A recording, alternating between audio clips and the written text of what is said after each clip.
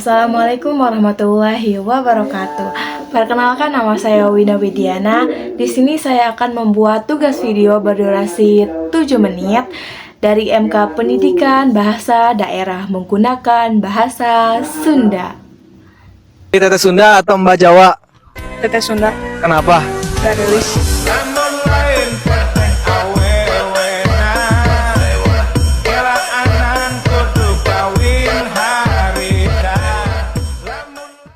Pertanyaan anu kahiji, sabaraha penting bahasa daerah pikeun generasi ayeuna jeung generasi nu bakalan datang. Bahasa daerah teh penting pisan pikeun generasi ayeuna sareng generasi nu bakalan datang. Bahasa daerah lain seukur alat komunikasi, tapi mangrupakeun warisan budaya, jati diri jeung karakter hiji bangsa. Ngaliwatan bahasa daerah barudak bisa leuwih deukeut kana adat istiadat, sejarah, serta kewijaksanaan lokal.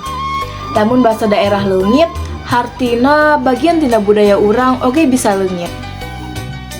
Kukituna ngajagaan serta ngagunakeun bahasa daerah hal anu kacida pentingna pikeun nancepkeun rasa kabangsaan jeung kakepuhan budaya.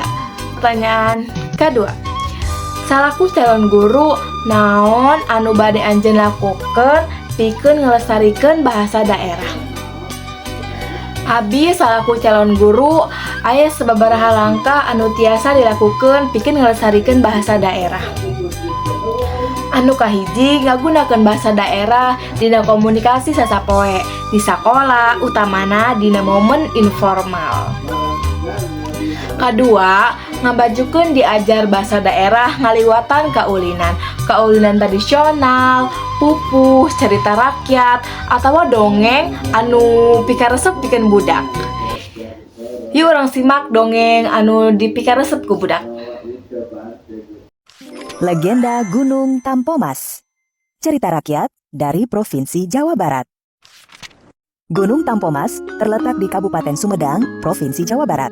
Gunung berjenis stratovolcano ini memiliki kisah legenda yang diceritakan secara turun-temurun hingga sekarang.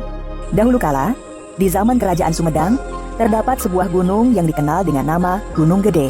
Pada suatu hari, tiba-tiba saja puncak Gunung Gede mengeluarkan asap putih.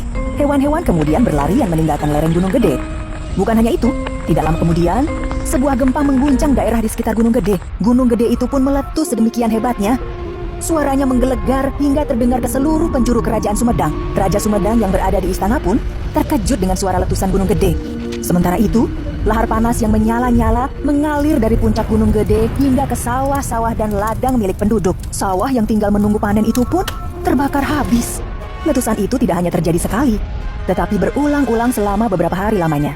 Sedangkan lahar panas terus mengalir seakan-akan tidak mau berhenti. Semakin lama, lahar panas itu pun mencapai perkampungan penduduk. Kali ini, bukan hanya sawah dan ladang, tetapi rumah-rumah penduduk pun terbakar habis. Bahkan, para penduduk banyak yang mengungsi jauh dari kampung halamannya hingga ke istana raja. Melihat situasi yang gawat itu, maka Patih segera menghadap raja. Yang mulia, lahar panas dari Gunung Gede seakan-akan tidak ada habisnya. Bahkan para penduduk telah mengungsi terlalu jauh hingga ke istana ini. Patih, tidak biasanya lahar itu mengalir tanpa henti hingga berhari-hari. Bencana itu di luar kemampuan kita. Karena itu, untuk sementara pemerintahan aku serahkan padamu. Sedangkan, aku akan memohon petunjuk kepada Yang Maha Kuasa agar menemukan jalan keluar dari bencana ini. Baik, Yang Mulia. Raja Sumedang yang cemas dengan keadaan rakyatnya itu pun memasuki bilik khusus untuk bersemedi.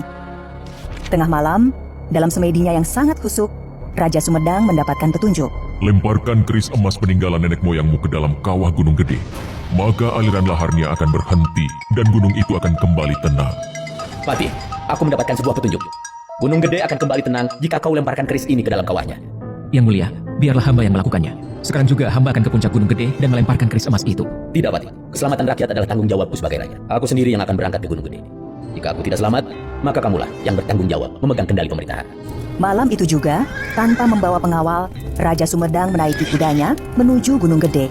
Hati sang raja sangat sedih melihat rumah-rumah penduduk yang habis terbakar akibat lahar panas Gunung Gede.